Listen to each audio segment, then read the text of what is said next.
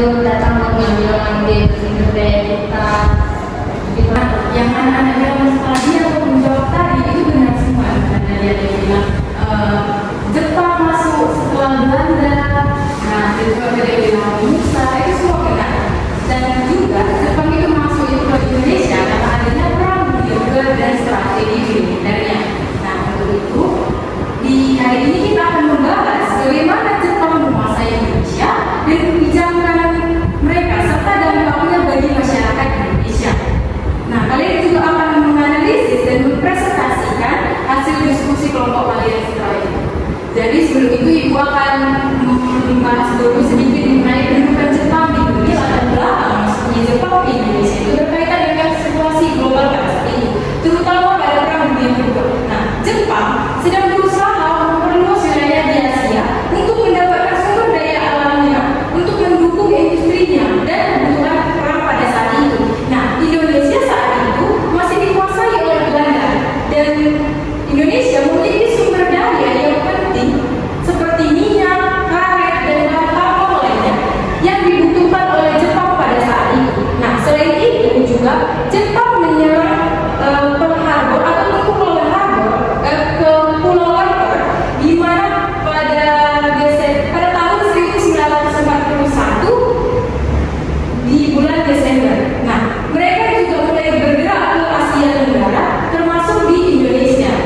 Nah, jadi Belanda juga sedang menghadapi tekanan di Jerman Eropa sehingga tidak mampu mempertahankan Indonesia dengan baik. Akhirnya pada tahun 1942 Jepang berhasil mengalahkan Belanda dan menguasai Indonesia. Nah, itu merupakan latar belakang masuknya Jepang ke Indonesia. Sekarang kita masuk ke alasan rakyat Indonesia awalnya menyambut kedatangan Jepang ke Indonesia. Pada awalnya itu Indonesia menyambut kedatangan Jepang dengan antusias karena mereka menganggap Jepang sebagai saudara tua yang akan membebaskan Indonesia dari penjajahan Belanda.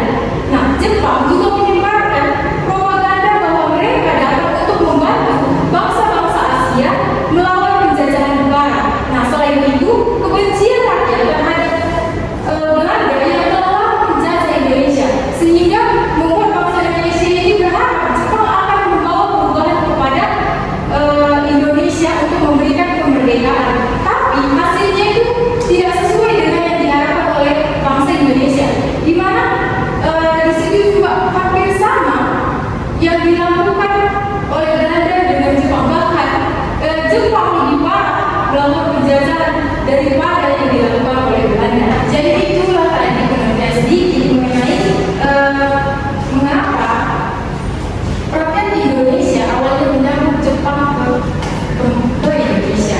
Nah, sekarang kita akan melihat video mengenai kedudukan Jepang di Indonesia sehingga anak-anak dapat melihat bagaimana bisa masuknya Jepang ke Indonesia. Dan Ibu berharap semoga dari video ini anak-anak lebih paham lagi mengenai kedudukan Jepang di Indonesia. Dan setelah nanti kita menonton videonya, Ibu akan membagikan kelompok dan anak-anak akan menjawab pertanyaan yang telah Ibu berikan. Nah, jadi di sini Ibu ada 5 pertanyaan nanti. Mungkin setelah dari nonton video Ibu akan memberikan pertanyaannya dan kalian akan berdiskusi.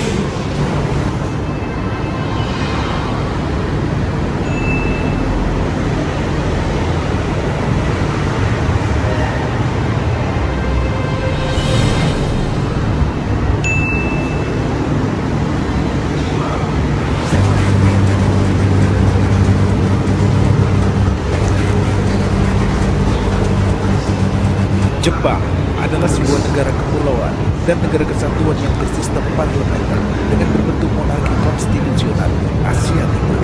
Letaknya di ujung barat Samudra Pasifik di sebelah timur Laut Jepang dan bersebelahan dengan Tiongkok, Korea Selatan, dan Rusia. Dalam catatan sejarah, orang-orang Jepang masuk ke Indonesia sebelum Belanda menyerah kepada Jepang pada tahun 1942. Krisis ekonomi tahun 1930 yang melanda dunia ternyata tidak memiliki dampak bagi negara Jepang. Jepang berhasil mengantisipasi dan Jepang mampu bertahan berkat strategi ekonomi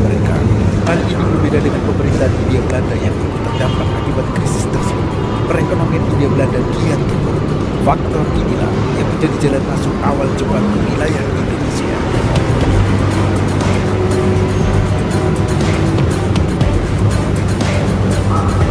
Mengutip tulisan Al-Hidayat Marin yang dimuat pada laman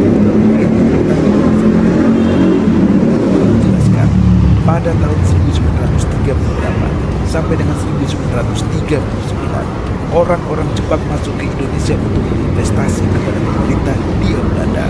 Selain itu, Jepang juga menjadi salah satu negara utama tujuan ekspor komoditas dari Hindia Belanda yang diperoleh dari kekayaan alam Nusantara. Jepang pada waktu itu menjadi pesaing negara-negara Eropa dalam perebutan pasar ekonomi. Situasi demikian membuat mereka mampu masuk ke Indonesia pada tahun 1938 sampai dengan 1939 untuk berinvestasi kepada pemerintah Hindia Belanda. Pada tanggal 1 September 1939, Perang Dunia Kedua dimulai. Jepang dan Belanda berada di kubu yang saling berhadapan. Jepang diblokasi seluruh bersama Jerman dan Italia, sedangkan Belanda menjadi bagian dari sekutu yang dimotor Amerika Serikat dan Inggris. Situasi ini tentunya merugikan Jepang yang telah menanamkan investasi di Indonesia serta mengimpor berbagai komoditas hasil alam dari Hindia Belanda. Atas dasar itulah, Jepang kemudian mengincar Indonesia untuk menguasai kekayaan alam Nusantara guna kebutuhan perang dan industri. Jepang berkeinginan untuk mendirikan persemakmuran Asia Timur Raya. Keinginan ini diwujudkan melalui serangan Jepang ke pangkalan militer Amerika Serikat di Pearl Harbor, Kepulauan Hawaii pada 7 Desember 1941. Penyerangan ini bertujuan untuk melumpuhkan kekuatan sekutu yang terdiri atas Amerika Serikat, Inggris, dan Belanda yang diperkirakan akan menjadi ganjalan bagi ekspansi Jepang di Asia.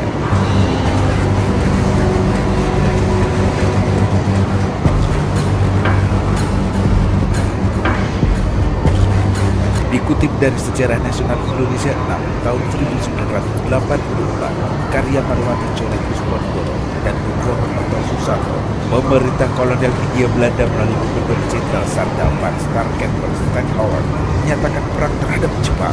Jepang merespon tantangan tersebut dengan mengirimkan pasukannya ke wilayah Tarakan, Kalimantan Timur pada 11 Januari 1942.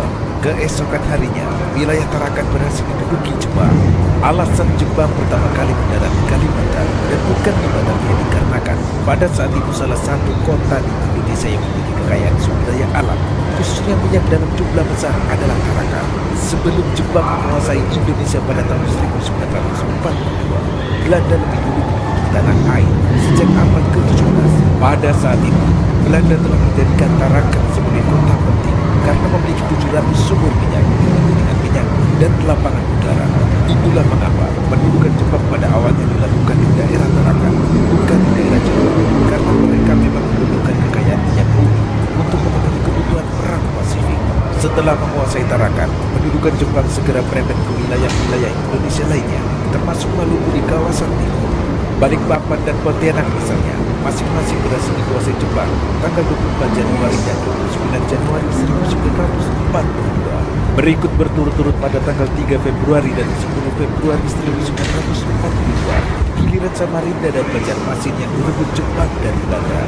Setelah menguasai Kalimantan dan Maluku, pasukan TNI melanjutkan ekspedisi ke wilayah Sumatera.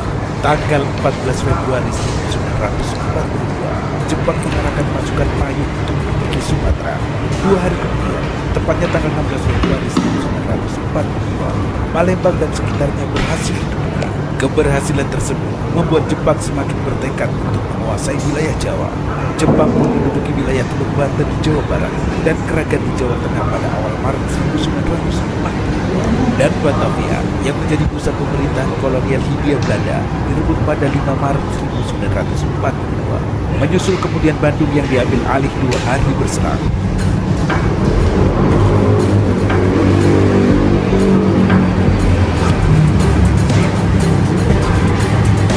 Pemirsa, Belanda yang semakin terdesak terpaksa menyetujui untuk diadakan perundingan. Tanggal 8 Maret 1942 di Kalijati, dekat Subang, Jawa Barat, kedua belah pihak bertemu. Dalam perundingan yang dikenal dengan nama Perjanjian Kalijati ini, diputuskan bahwa Belanda menyerah tanpa syarat kepada Jepang. Selanjutnya, dilakukan penyerahan kekuasaan atas wilayah Indonesia oleh Gubernur Jenderal Hindia Belanda, Sanda van Steenhoven dan Letnan Jenderal Hendrik ter Korten. yang merupakan komandan angkatan perang Belanda di Jawa, kepada Jenderal Hitoshi Imamura selaku wakil delegasi Dayak. Sejak saat ini, wilayah Indonesia berada dalam kedudukan pemerintah militer Jepang setelah resmi menduduki Indonesia sejak 8 Maret 1942. Jepang mulai menyusun pemerintah yang melancarkan pendudukan mereka di Indonesia. Selain itu, Jepang juga melakukan aksi-aksi propaganda demi menarik simpati rakyat Indonesia. Di setiap kesempatan, Jepang menyampaikan pernyataan bahwa Indonesia Timur berada di kedudukan yang sederajat. Jepang adalah saudara dua bangsa Indonesia. Jepang akan memimpin Asia untuk membangun Asia Timur Raya, dan bendera merah putih boleh dikibarkan berdampingan dengan bendera Hindomaru. Selain itu, lagu Indonesia Raya boleh dinyanyikan bersama Kimi Gayo. Salah satu propaganda Jepang yang populer membentuk gerakan 3A, yaitu Nippon Pemimpin Asia, Nippon Pelindung Asia, dan Nippon Cahaya Asia.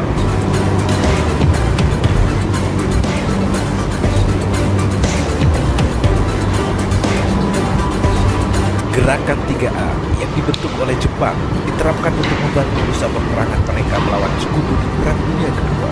Selain gerakan tersebut, pemerintah militer Jepang juga menyebarkan berbagai propaganda lainnya, serta kegiatan-kegiatan dan membentuk deretan organisasi yang melibatkan orang-orang Indonesia, seperti pembela tanah air, Heiho, Seinekan, Keiboda, Barisan Kelompok, dan masih banyak lagi.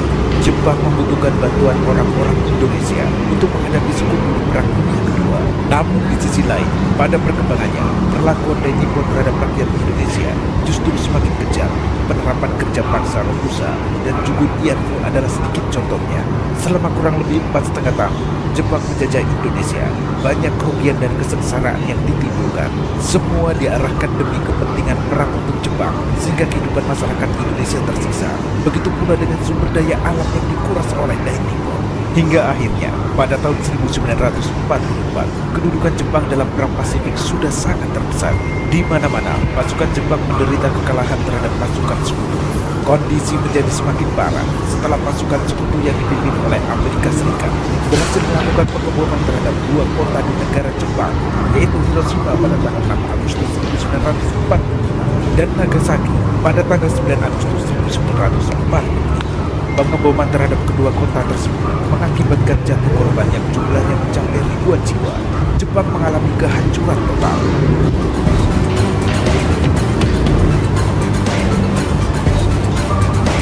Pada pertengahan tahun 1945, Jepang menunjukkan tanda-tanda kekalahan dan akhirnya menyerah kepada sekutu. Kondisi tersebut kemudian dimanfaatkan sebaik-baiknya oleh para pejuang dan rakyat Indonesia yang sudah sekian lama menantikan kebebasan dari penjajahan bangsa lain. Situasi ini membuka peluang bagi bangsa Indonesia untuk menyatakan kemerdekaan pada tanggal 17 Agustus 1945.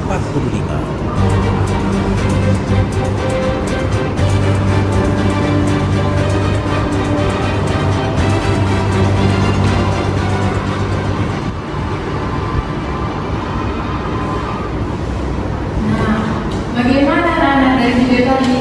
Pasti anak-anak semua makin paham nih kan? Untuk mengetahui bagaimana masuk menyembuhkan Jepang di Indonesia. Ya kan? Semua makin paham atau enggak nih? Makin paham, Bu. Jadi sekarang kita akan masuk ke diskusi kelompok. Jadi gua akan membagikan kelompok. Di sini gua memakai perempuan dan laki-laki agar dapat saling berdiskusi dengan baik. Di sini gua akan membuat kelompok itu jadi dua kelompok saja karena kita tidak terlalu banyak sehingga dibuat dua kelompok saja. Kelompok pertama itu Nurul sama Zeki, dan kelompok dua itu Cindy dengan Fauzan. Nah, untuk soal itu ibu menyiapkan dua soal. Nah, ini satu kelompok itu dua pertanyaan. Nah, untuk soal pertama itu kelompok pertama yang bisa dicatat ya pertanyaan ini. Yang pertama itu soalnya mengapa rakyat Indonesia awalnya menyambut Jepang dengan baik. Nah, yang kedua itu sebutkan salah satu kebijakan Jepang yang berdampak besar bagi masyarakat Indonesia. Jadi ini soal untuk kelompok yang pertama, dan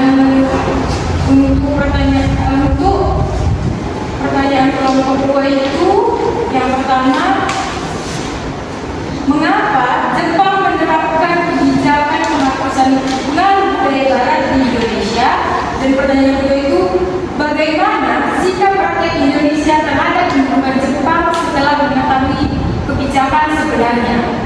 Bagaimana, sudah ditulis semua pertanyaannya?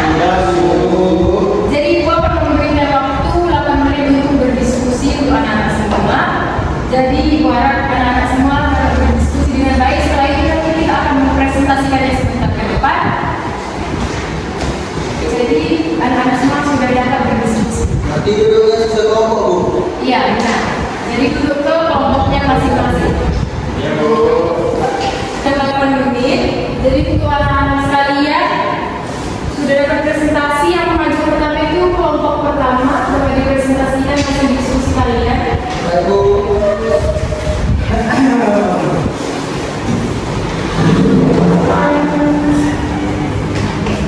Sudah bisa dimulai, Bu? Sudah. Baik, teman-teman, perkenalkan nama saya Fikri sebagai Panjangan dari rekan saya. Kenalkan saya Putri Mereka. Di sini kami berdiri untuk mempresentasikan hasil dari diskusi kami mengenai pertanyaan yang telah diberikan oleh guru kita. Di mana pertanyaannya itu yang pertama, mengapa rakyat Indonesia awalnya menganggap Jepang dengan baik? Di mana jawabannya adalah karena Jepang menggunakan propaganda saudara dua yang menarik simpati rakyat. Baik, selanjutnya akan dilanjutkan teman saya.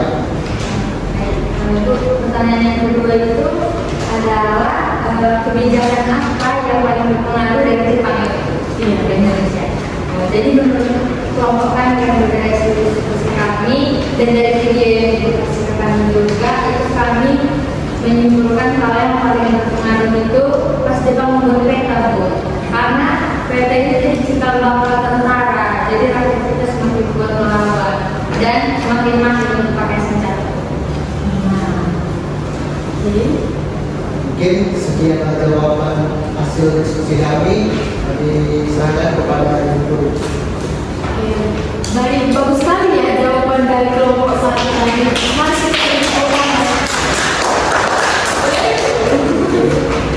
mungkin ada teman-teman yang ingin bertanya kepada kelompok satu atau sudah pas semua? Pas, Bu. Oke, untuk kelompok satu sudah bisa duduk dan untuk kelompok dua sudah dapat dipresentasikan. Nama saya Siti dan rekan saya Fauzan. Di sini saya akan menjawab pertanyaan kedua, yaitu di mana soalnya mengapa Jepang menerapkan kebijakan penghapusan rumah budaya Barat di Indonesia. Setelah berdiskusi tadi, kami mendapatkan kesimpulan bahwasanya Jepang ini menghapuskan budaya Barat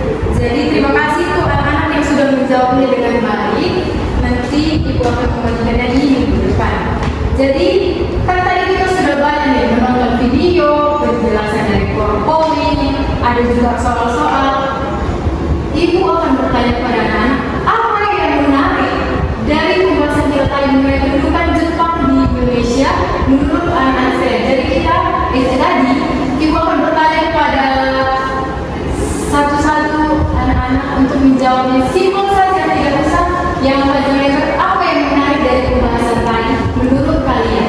Saya Dimulai dari menurut. kalau saya yang paling menarik itu saya menyimpulkan kalau Jepang itu ngeprank Indonesia dulu. Kan mereka dengan kemerdekaan bukannya nggak menjajah, jadi itu kayak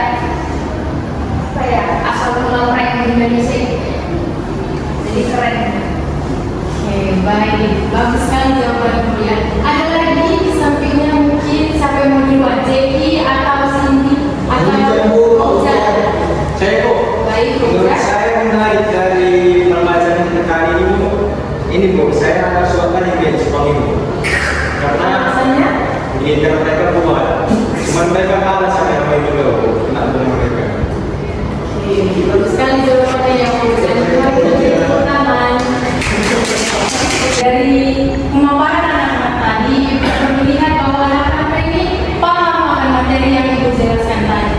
Nah, jadi di sini ada pun ibu mengambil kesimpulan mengenai kedudukan Jepang di Indonesia, di mana yaitu Jepang ini mengalami penjajahan dari tahun 1942 hingga 1945, di mana saat itu Jepang datang ke Indonesia setelah mengalahkan Belanda dalam Perang Dunia Kedua, yang di mana awalnya Jepang mengaku sebagai saudara kedua yang ingin membebaskan Indonesia dari penjajahan Barat. Tapi kenyataannya Jepang juga menjajah kita dan mengeksploitasi sumber daya serta tenaga rakyat Indonesia. Salah satu dampak besar dari kedudukan Jepang adalah penderitaan rakyat akibat kerja paksa yang disebut sebagai Romusa. Nah, banyak orang dipaksa bekerja keras untuk membangun jalan, jembatan, dan fasilitas orang Jepang tanpa makanan dan perawatan yang cukup, sehingga banyak yang meninggal, dan selain itu juga bahan makanan sulit didapat sehingga menyebabkan rakyat Indonesia banyak kelaparan. Nah, jadi sekian dari materi kita hari ini. Terima kasih untuk anak-anak hari ini yang sudah mendengarkan, menjawab pertanyaan yang ibu berikan. Mau minggu depan masuk Bu? Minggu depan kita akan masuk seperti biasa. Jadi anak-anak, bagi teman-teman yang tadi yang tidak hadir dapat diberitahu agar minggu depan masuk karena nilainya bakal dikurangi karena tidak ada yang tidak ada. Bu. Terima kasih. Pagi Bu.